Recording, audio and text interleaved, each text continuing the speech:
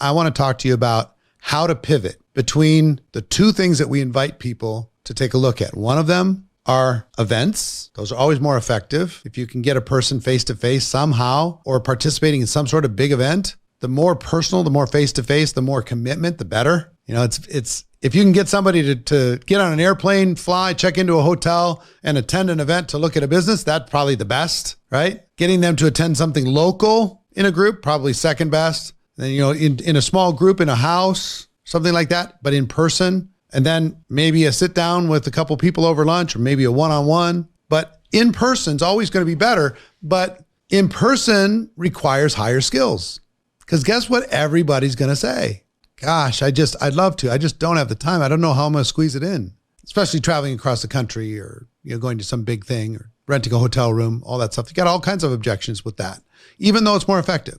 So it's highly effective and more difficult to book and complete a sit down, a face-to-face. Highly effective, lower to complete, lower percentage that you will actually complete. Because some people will book it and then they'll bail on the last minute, or they'll no-show you. You're sitting there at the restaurant, whatever. So, and then the other side are tools. There's videos are going to be mostly your tools. Some are print. Some are actually the product itself. Those are, you can kind of come up with a list of what are the in-person things that I can invite people to, and what are the tools that I can invite people to. Okay. So I'm just going to give you my bias. My bias is to always try to get face-to-face as quickly as possible. So, and this is if you have a little bit of influence or you have some persuasion skill, getting face-to-face is going to be better. Look, it's important. I got to get together with you. How quickly can we do it? And making that appointment happen. That's always going to be great.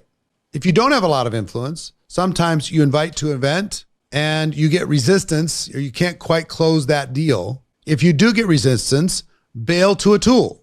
Say, I understand that, getting together for breakfast, might not work this week, but, and I wouldn't give up on that. If they say, the first sign of resistance, I would say, you're going to have lunch sometime this week, right? You don't want to eat alone, do you? What if I just join you for lunch one of the days? Oh, I eat at the office. Okay. Do you ever go to a happy hour or stop on the way home from work before you get home? I can meet you there. We meet at the gym, in the lounge area for 10 minutes before your workout or after your workout. I mean, I would try to find some place and to say, look, I'll make it easy on you. I'll come to you, or if it's on your side of town or whatever, you come to my house, I'll swing by your house. I just feel like it's really important. Okay. Cause I get pushback from some people. Say, well, what's it all about? I really just got to share it with you. So it's only going to take 10 minutes. It's not a big deal, but it's going to be better if I could just show you. Like it's much more difficult to try and explain over the phone. And if they start showing you some is this some side of a recruiting thing you're trying to recruit me to? What I would do is immediately bail to a super indirect approach and just say, honestly, I don't think you're a prospect at all. I just need your wisdom. I need your feedback. This is a project for me that I'm using to be able to expand in this market. And you know a lot of people in this market. So I need you to put some fresh eyes on this. And like I said, I'll make it easy on you. Take 10 minutes for you to take a look. Entrepreneur will still connect the dots for real. If it's a friend or family, you could just say, I need somebody to practice on. Can I come to your house and practice on you? Will you come to my house so I can practice on you? Can we meet at breakfast? I can practice on you. Meet for lunch. Meet after work so I can practice on you. I need the practice. Be my friend. Be my family and let me practice on you. See what I mean? Entrepreneurs will connect the dots. But let's say you get a lot of resistance and then you just can't seem to book it. Then bail to a tool and just say, look, I get it. What if I had a 3-minute video or a 5-minute video or a 4-minute video, whatever it is, 7-minute video that explained the basics of this. And if I sent it to you, could you find 7 minutes to watch it? Wait for their answer. And if they've already said no to you on a sit down, it's going to be very difficult for them to say no also to watching a 7-minute tool for you. Now it just feels like they're just kind of being a jerk. Really. the psychology of it, I'm just explaining to you. What is our goal here? Our goal is education and understanding. We're going to educate people to the point that they understand what it is that we have. And a tool can do that.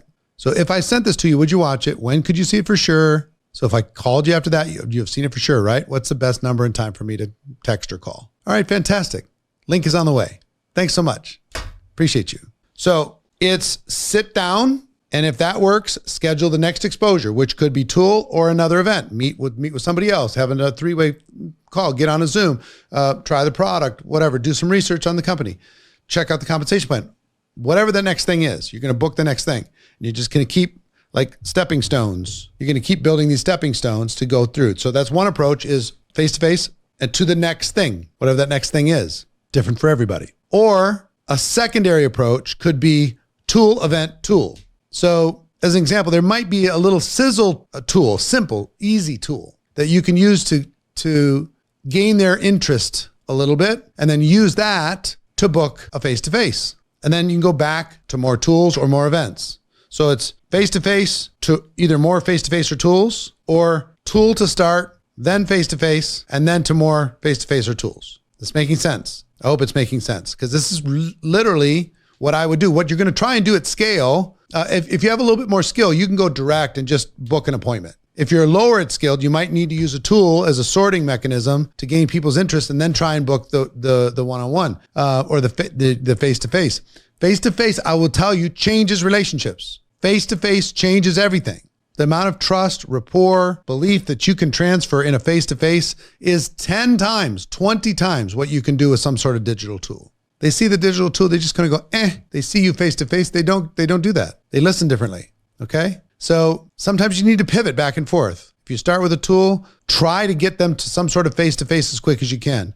If you start with a face-to-face, keep as much face-to-face as you can, but also know that for time purposes, tools can be a very good resource for you to keep the conversation going, keep things fresh.